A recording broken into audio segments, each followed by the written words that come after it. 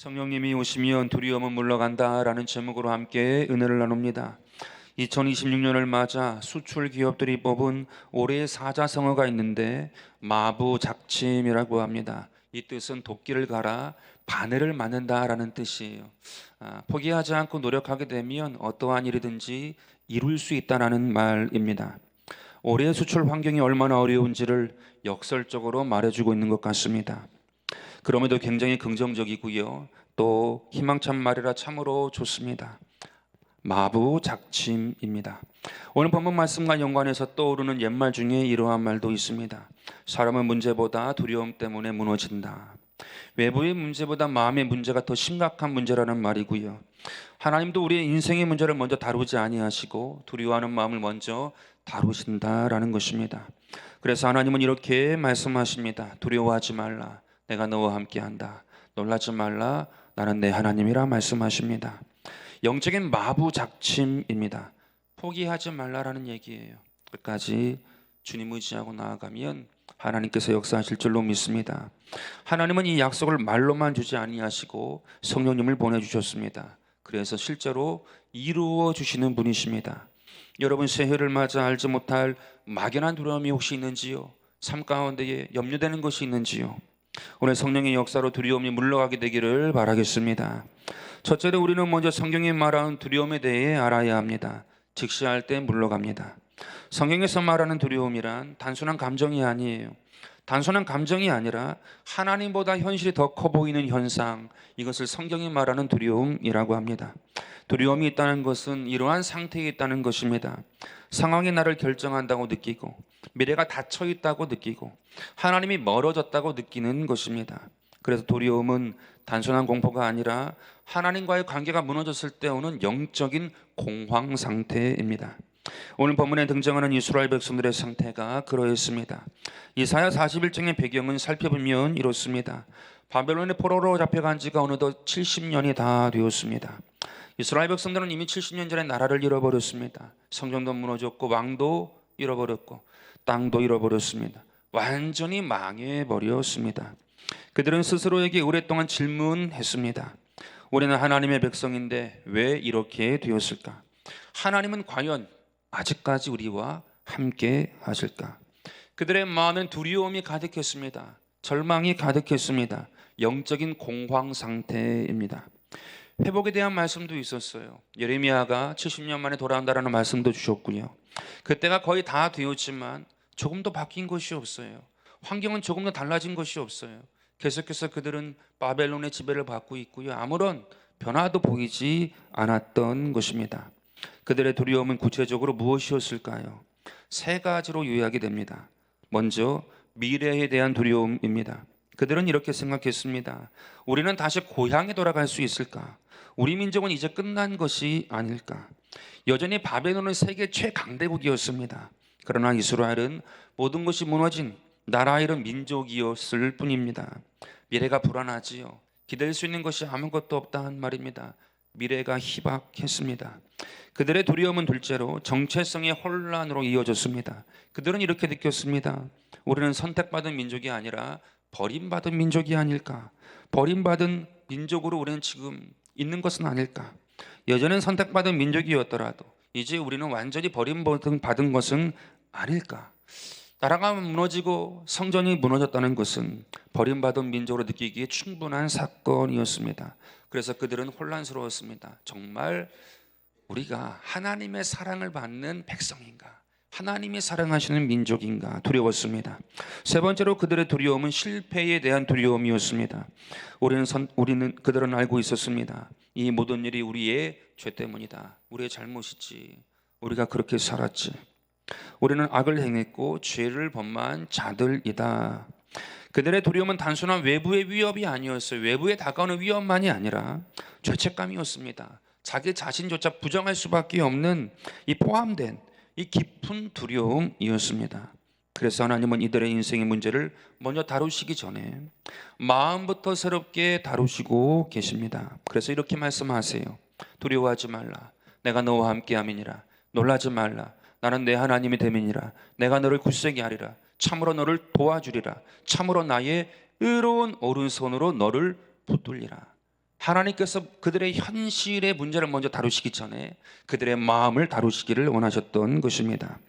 하나님은 그들의 질문에 이렇게 답하신 것입니다. 그들의 질문인데요, 우리는 버림받았다. 하나님의 대답입니다. 아니다, 나는 내 하나님이다.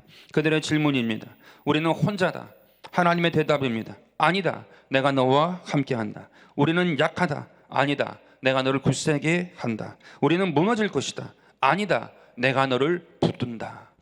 이것이 주님의 답이었습니다. 이스라엘 백성들의 두려움의 본질이 무엇이었습니까? 끝났다. 나는 이제 끝났다. 나는 포기할 수밖에 없다. 나는 아무것도 기댈 수 있는 것이 없다. 그러나 하나님의 대답은 무엇이었는가 하면 아니다. No. 나는 아직 너를 붙들고 있다는 거예요. 나는 아직도 너와 함께하고 있다라는 사실입니다. 오늘 이 말씀, 오늘 저와 여러분의 삶 가운데 꼭 붙잡고 나아가게 되기를 바라겠습니다. 이 새해를 시작함에 있어서, 이 한 해를 맞이함에 있어서 주님께서 이 말씀 꼭 붙잡고 나아가고 기도하고 구할 때 역사하여 주실 줄로 믿습니다. 오늘 이 말씀은 마음을 반드시 지켜야 하는 상황 가운데서 반드시 우리가 기억해야 하는 말씀입니다. 특별히 우리 시니어분들께서 병원에 입원하시고 수술을 앞두고 있을 때에 저와 연결이 되면, 통화가 되면 반드시 제가 대신 암송해드리는 말씀입니다. 많은 기도를 해봤지만 이 말씀보다 더욱더 강력한 말씀은 없었어요. 두려워하지 말라, 내가 너와 함께함이니라. 놀라지 말라, 나는 내 하나님이 되매니라. 내가 너를 굳세게 한다. 내가 너를 붙든다. 내가 너를 지킨다. 오른손으로 너와 함께한다. 저도 한번 병실에 누운 적이 있거든요. 전신 마취하기 전이었는데, 하나님 어떻게, 어떠한 말로, 어떠한 내용으로 기도하면 좋을까요? 라고 기도한 적이 있습니다. 그때 이 말씀을 주셨어요. 두려워하지 말라고, 놀라지 말라고. 전신 마취 끝나고 시술이 끝나고 눈을 떴는데 너무나도 개운했거든요. 그냥 잠깐 잠자고 일어난 것 같은 상쾌함이 있었던 그런 기억이 있습니다. 여러분, 이 세상에 두려움이 없는 사람은 없습니다.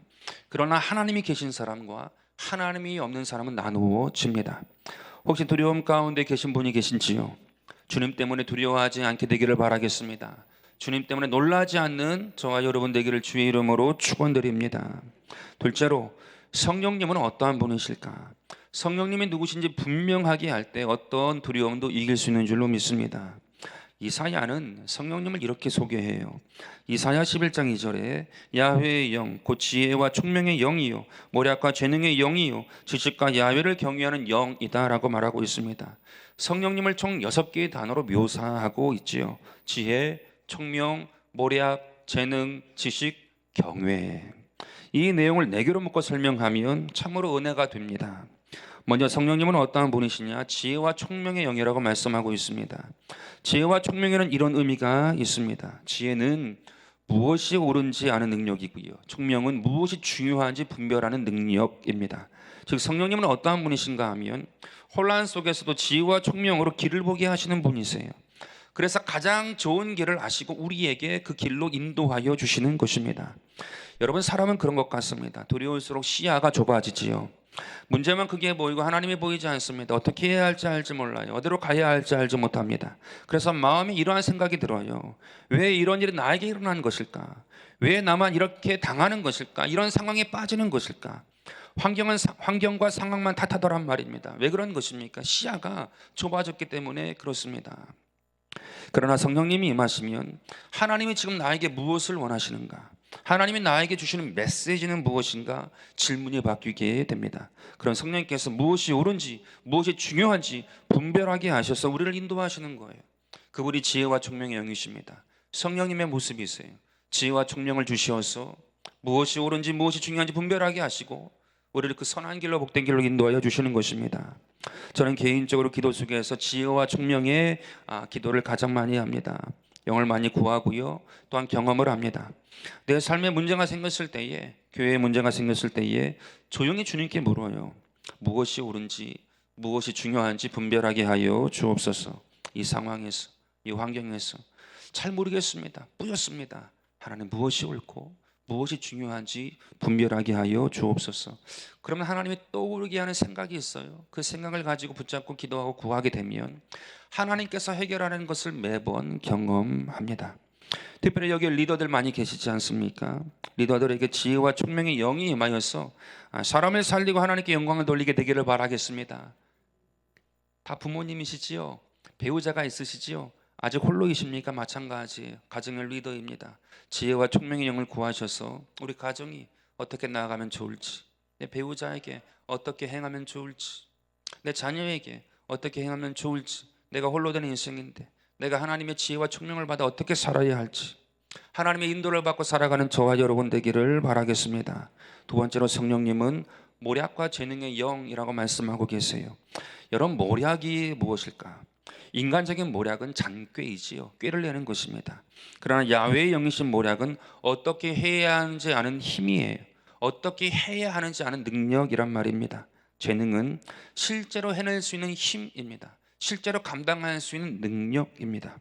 많은 사람들이 이렇게 한탄합니다. 나에겐 방법도 없고 나에겐 힘도 없다. 방법도 없고 힘도 없어 라고 이야기합니다. 환경이 어려우면 그렇게 이야기합니다. 그러나 성령님이 오시면 성령님은 우리에게 방법도 주시고 힘도 주시는 분이십니다. 여러분, 이것이 모략과 재능의 영이에요. 성령님이 오시면 우리에게 방법을 주세요. 우리 감당할 수 있는 힘을 더하여 주십니다. 그러니 성령 충만하게 되면, 성령으로 살게 되어지면 포기하지 않습니다. 당장 돈이 없다고, 도와줄 사람이 없다고, 환경이 열리지 않는다고 포기하지 않아요. 왜냐하면 성령님이 모략과 재능의 영이시기 때문입니다. 그 성령님이 힘 주세요. 그 성령님이 방법을 주세요. 그 성령님이 감당할 수 있는 능력을 더하여 주세요. 그러니 성령 충만한 사람은 포기할 수 없어요. 성령 충만한 사람은 절망할 수 없어요. 잠깐 했다 할지라도 다시 일어날 수밖에 없는 것입니다. 내 가슴에서 성령님이 계속 일하시는데, 내 가슴에서 성령님이 계속 충만하게 역사하시는데 절대 포기할 수 없습니다. 분명히 할 수 없는 일인데, 인간이 볼 때 할 수 없는 거예요. 인간의 계산과 계획으로 안 돼요. 경험으로 감당해 본 적이 없는 거예요. 그런데 필요한 일을 하면 성령님은 하고 싶은 마음을 주시고요, 하게 하시는 분이세요. 그분이 바로 성령님이신 것입니다. 제가 우리 교회 21년사를 읽을 때 굉장한 감동을 받은 게 있습니다. 원로 목사님이 개척을 할 수 있는 돈도 없고요, 능력도 없었는데 하고 싶은 마음을 주시고 하게 하셨대요.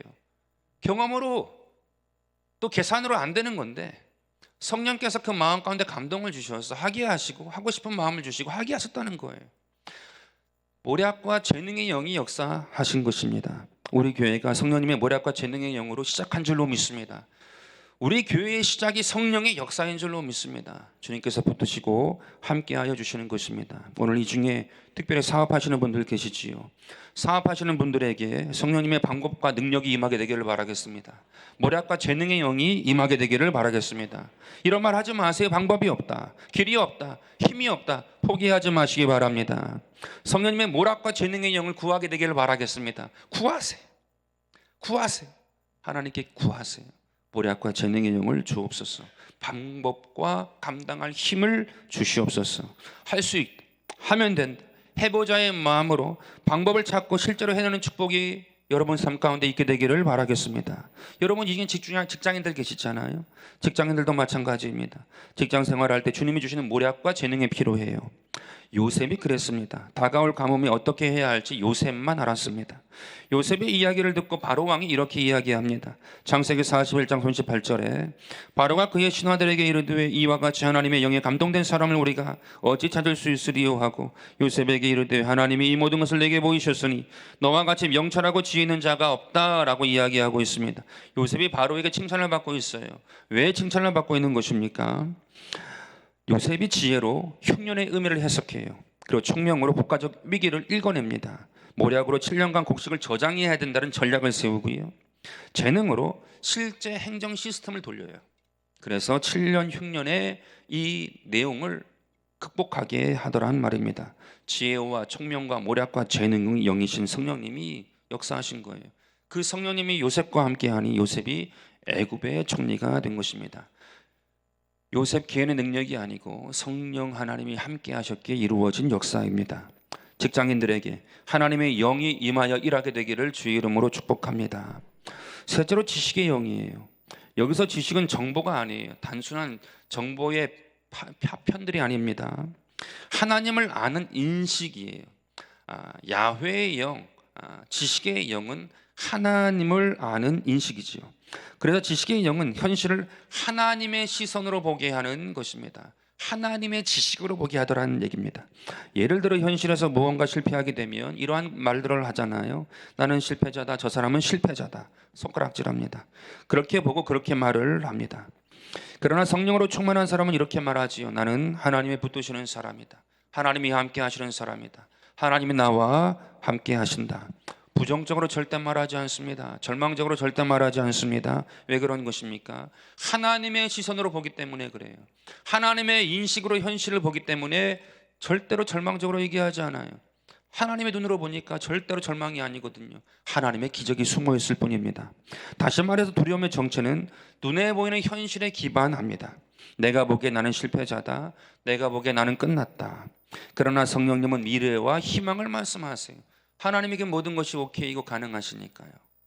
그 일을 주님 보시기에 필요하다고 하면 무엇이든지 가능케 하시는 분이세요. 기적을 일으키시더라도 하나님께서 역사하시는 분이십니다. 미래와 희망을 주는 분이다. 예레미야 29장 11절에 이렇게 말씀하십니다. 너를 향한 나의 생각을 내가 아나니 미래와 희망을 주는 것이다. 평안이요 재앙이 아니라고 말씀하세요. 미래와 희망을 주는 것이라고 말씀합니다. 어떻게 이렇게 말할 수 있는 것입니까? 하나님의 시선으로 보기 때문에 그런 거예요. 하나님의 인식으로 현실을 보고 나아가니까 이렇게 고백할 수 있는 것입니다. 그래서 이런 말인 거예요. 아니다. 너에게는 아직 하나님의 남아있는 이야기가 있다. 너의 삶에는 아직 복된 아름다운 삶의 스토리가 남아있다. 이 음성에 귀 기울이게 되기를 바라겠습니다. 하나님의 시선으로 보는 거예요. 하나님의 인식으로 보는 것이 지식의 영이다. 성령의 영이다. 성령님이라고 말씀하고 있는 줄로 믿습니다. 넷째로 야훼를 경외하는 영이란 무엇일까? 야훼를 경외하는 영이란 두려움의 대상이 바뀌어지는 거예요.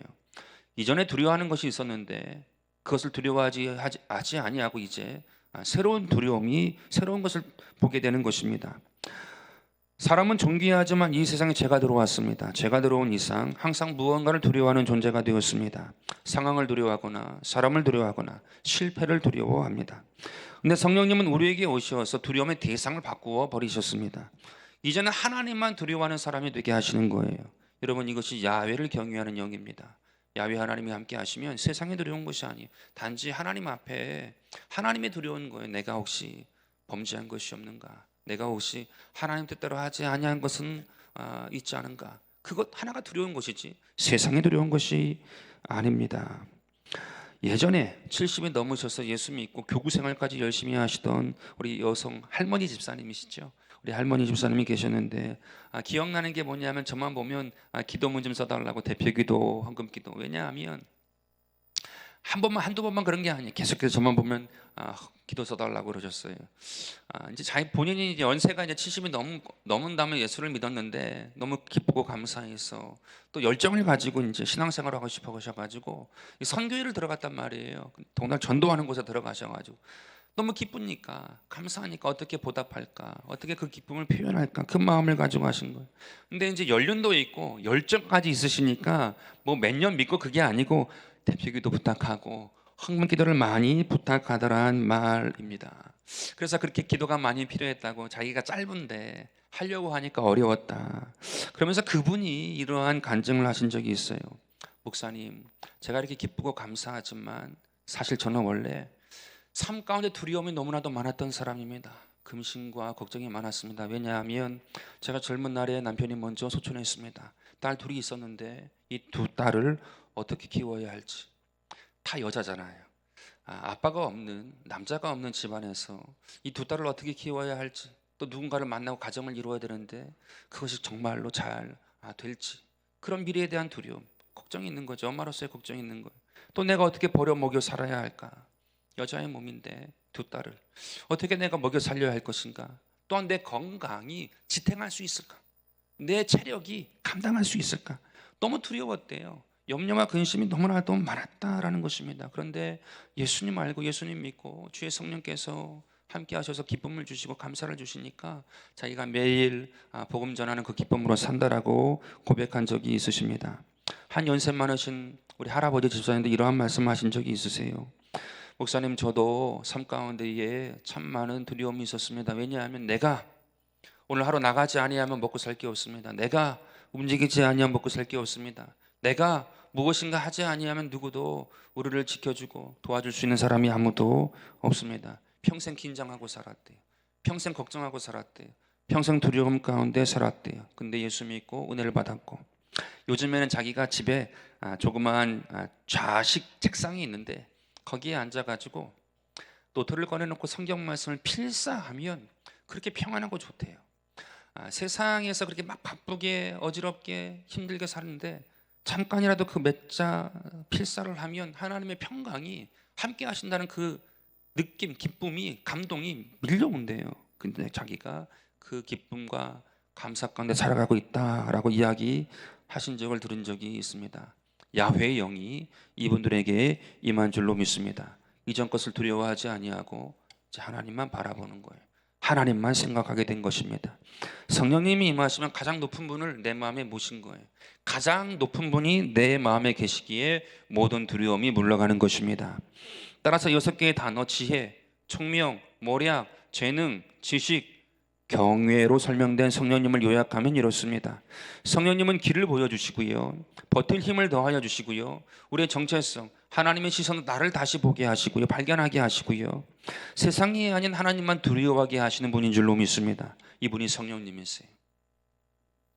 길을 인도해 주시고 버틸 힘을 주시고 내가 누구니 다시 발견하게 하시고 하나님만 두려워하게 하시는 분. 하나님은 절망에 사로잡힌 백성들에게 먼저 인생의 해결책, 솔루션을 주신 것이 아닙니다. 먼저 그들의 마음에 성령을 주시기 원하셨어요. 그들의 마음이 바뀌기를 원하셨어요. 그들의 마음에 주님이 충만하기를 원하셨습니다.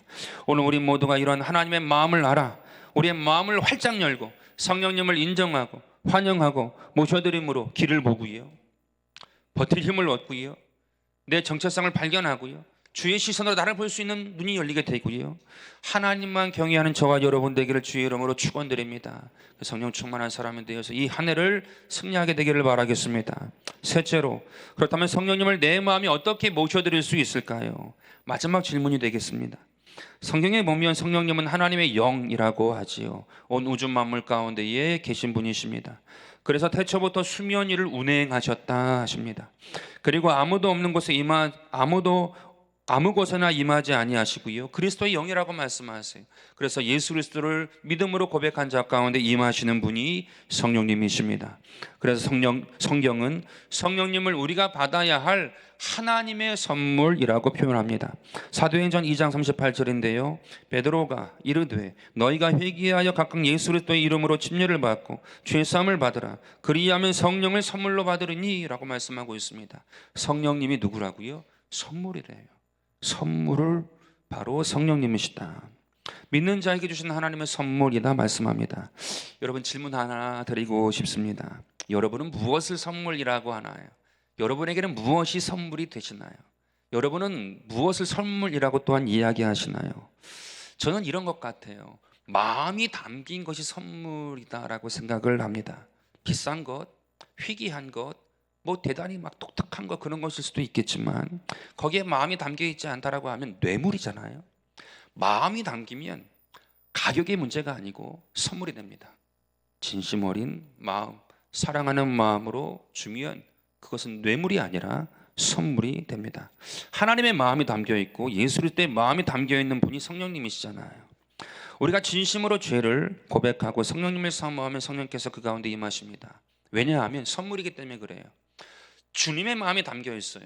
그래서 우리도 진심 어린 마음으로 그 선물을 받을 때, 사모할 때 성령께서 임하시는 것입니다. 만복이 삶 가운데 이루어지는 거죠. 결국 무슨 말이냐 하면 죄를 고백하는 것은 다른 말로 성령님을 사모하는 거예요. 성령님을 사모하는 것은 다른 말로 하면 모든 죄를 하나님 앞에 회개하는 것입니다. 고백하는 것입니다. 그때 성령님이 임하시는 거예요. 선물이기 때문에 주님께서 임하십니다. 다윗은 시편 51편에서 바스바 사건 이후에 이 사실을 아주 분명하게 보여줍니다. 9절인데요 주의 얼굴을 내 죄악에서 돌이키시고 내 모든 죄를 지워 주소서. 회개하지요. 죄 사함을 구합니다. 그 다음 10절에 하나님이여 내 속에 정한 마음을 창조하시고, 지금 말로 하면 예수님 보혈로 나의 죄를 씻어주세요. 나의 죄와 허물을 씻어주세요. 이 얘기거든요. 지금 다윗이 그 기도하고 있는 거예요. 그리고 내 안에 정직한 영을 새롭게 하소서. 씻어주신 다음에 하나님의 영을 성령을 나에게 부어달라고 이야기하고 있는 것입니다. 그 다음 11절에 나를 주 앞에서 쫓아내지 마시며 주의 성령을 내게서 거두지 마시라고 말씀하고 기도하고 있습니다. 여러분은 이 다윗의 기도를 통해서 무엇을 느낄 수 있습니까? 성령님을 굉장히 사모하고 있다는 것을 느낄 수 있지 않습니까? 사모해요. 성령님을 사모한단 말입니다. 그런데 문제가 뭐예요? 가로막혀 있어요. 밧세바와의 사건 때문에 그 죄가 가로막혀 있단 말입니다. 그래서 사모하지만 답답하죠. 사모하지만 갈망하지만 막혀 있어서 답답한 거예요. 다윗의 마음에 두려움이 가득 차 있습니다. 돌아보니 죄악을 숨기고자 거짓말로 부하를 죽이고요, 거짓으로 자신의 죄를 덮었단 말입니다. 다윗은 이런 자신의 마음에 성령님이 거하지 아니함을 알고는 간절히 하나님께 회개하는 거예요. 정한 마음과 정직한 영을 나에게 부어 주시라고. 다시 말해서 죄를 고백하는 것은 성령님을 사모하는 것입니다. 성령님을 사모하는 것은 나의 모든 죄를 다 주 앞에 회개하는 것입니다. 고백하여 씻김 받는 것입니다. 그때 성령님은 임하십니다. 멀리 있는 것이 아니고 어떤 스킬이 있는 것이 아니고 어떤 새로운 방법이 있는 것이 아니고 주님 앞에 내 죄를, 나의 마음을 다 내어놓고 씻김 받고 내 마음을 다 주 앞에 드리면 거기에 성령님이 임하는 것입니다. 청년 중에 이런 이야기를 한 적이 있어요. 저한테. 목사님, 하나님이 좋으신 분이라는 거 부정하지 않습니다. 하나님이 계시다는 거 부정하지 않습니다. 대단한 체험은 없지만 하나님이 계시다는 거 부정하지 않아요. 하나님이 나를 사랑한다는 것 부정하지 않습니다. 그런데 하나님께 나아갈 용기가 저에게 없습니다. 하나님께 다시 나아가면 이전에 겪었던 상처가 다시 또 상처를 겪게 되는 것도 있겠지만 이보다 더 큰 것이 있습니다. 이러한 고민 자체를 반복하는 것이 싫습니다. 그렇게 얘기하더라고요. 정확한 말이었어요. 제가 어차피 또 넘어질 줄 압니다. 또 넘어진 다음에 다시 주님께 가려고 하면 이 고민을 또 해야 되는데 이 고민을 반복하는 게 자기는 싫대요. 더 이상 지쳤대요. 용기가 나지 않는다라고 이야기했습니다. 솔직한 얘기였어요. 공감되는 이야기였고요. 저도 청년 때에 몸부림쳤는데 그때 아무 말씀하지 않으셨거든요. 그런데 그때 이러한 말을 그 청년에게 해주었습니다. 그런데 하나님 앞에 몸부림치다가 응답이 없어 힘이 빠진 것과 하나님에 대해 아무런 관심도 없고 열정도 없고 사모함도 없이 무덤덤하게 힘 빠지는 것과는 다르다고 생각한다. 앞의 모습은 사모하는 마음, 내가 드릴 수 있는, 보일 수 있는 모든 마음을 다 드린 거지만 후자는 아무 마음도 하나님께 보여드린 것이 없다. 그렇다면 하나님은 어느 마음에 임하실 수 있을까? 성령님은 어느 마음에 거하실 수 있을까? 내가 원하는 시간과 내가 원하는 때가 아닐지라도 하나님은 사모하는 마음 가운데 반드시 임하여 주신다. 그렇게 이야기를 해준 적이 있습니다. 내가 원하는 때가 아니라고, 내가 원하는 시간이 아니라고 주님이 오지 않는 게 아니에요. 주님께서는 반드시 주님께서 원하시는 때와 시간 가운데에 사모하는 자 가운데에 오시는 것입니다. 여러분, 사모하는 자에게 성령이 임하시는 줄로 믿습니다. 남녀노소가 관계가 없어요. 신앙의 시간이 연수가 그 필요가 없어요. 사모하는 자예요. 간절히 사모하는 자예요. 목마른 자예요. 찾는 자예요. 사랑하는 자예요. 사모하는 자 가운데에 성령께서 임하십니다. 이미 많이 구했지만 안 오셨는데요. 아닙니다. 아니, 정말 사모했는지가 중요할 것이고요. 정말 사모했는데도 안 오신 것이라고 하면 단지 아직 안 오셨을 뿐입니다. 하나님의 때에 하나님의 시간에 성령님은 오시는 것입니다. 그것이 성령 받은 자의 경험이고 성경의 증거입니다. 누가복음 11장 13절에 너희가 악할지라도 좋은 것을 자식에게 줄 줄 알거든 하물며 너희 하늘 아버지께서 구하는 자에게 성령을 주시지 않겠느냐. 구하는 자에게 주신대. 사모하는 자에게 주신대. 정말로 그 마음 가운데 사모하는 마음이 있으면 주신대. 다시 용기 내게 되기를 바라겠습니다. 요한복음 7장 37절인데요. 누구든지 목마르거든 내게로 와서 마시라. 나를 믿는 자는 그 배에서 생수의 강이 흘러나오리라 하시니 이는 그를 믿는 자들이 받을 성령을 가리켜 말씀하신 것이다 말씀하고 있습니다. 목마른 자에게 그 배에서 생수가 나온대요. 목마른 자에게 하나님이 물을 주신대요. 그것이 바로 그들이 받을 성령을 가리켜 하신 말씀이다라고 말씀하고 있습니다. 목마른 자에게, 사모하는 자에게 하나님 싫기 때문에, 또한 너랑 나랑 관계가 없기 때문에 그것이 아니고, 목마른 자에게, 사모하는 자에게는 반드시 하나님이 하나님의 때에 하나님의 시간에 만나주시고 성령으로 임하여 주시는 줄로 믿습니다. 이사야 44장 3절도 말씀하세요. 내가 목마른 자에게 물을 주며 마른 땅에 시내가 흐르게 하며 나의 영을 내 자손에게 부어준다 말씀하고 있습니다. 마른 땅에 시내가 흐르게 하시는 주님이시래요. 마른 땅에 그것을 보고는 안타까워서, 사랑하기 때문에 안타까워서 주신대요. 목마른 자에게 물을 주시는 이유가 사랑하시기 때문에, 안타깝기 때문에 주신대요. 여러분, 사모하는 자 가운데 하나님께서 허락하시는 줄로 믿습니다. 이런 성령 하나님 받으셔야 돼요. 성령으로 충만케 하셔야 돼요. 오늘 6가지의 묘사가 있지만, 지혜와 총명과 모략과 재능과 지식과 야훼를 경외하는 영이 있지만, 이 성령 하나님께서 내 삶 가운데 역사하실 때 더욱더 풍성한 것으로 우리를 축복되게 하실 줄로 믿습니다. 이 능력을 가지고 살게 하실 때 우리 가운데 두려움이 물러가게 되는 줄로 믿습니다. 반드시 그 주님을 경험하셔야 돼요. 그냥 예수님 믿는다는 이름만 가지고 살고서는 결코 능력에 나타나지 않아요. 아무런 의미가 없어요. 시간이 지나가면 지나갈수록 하나님에 대한 회의가 들어옵니다. 하나님에 대해서 부정적인 생각이 들어와요.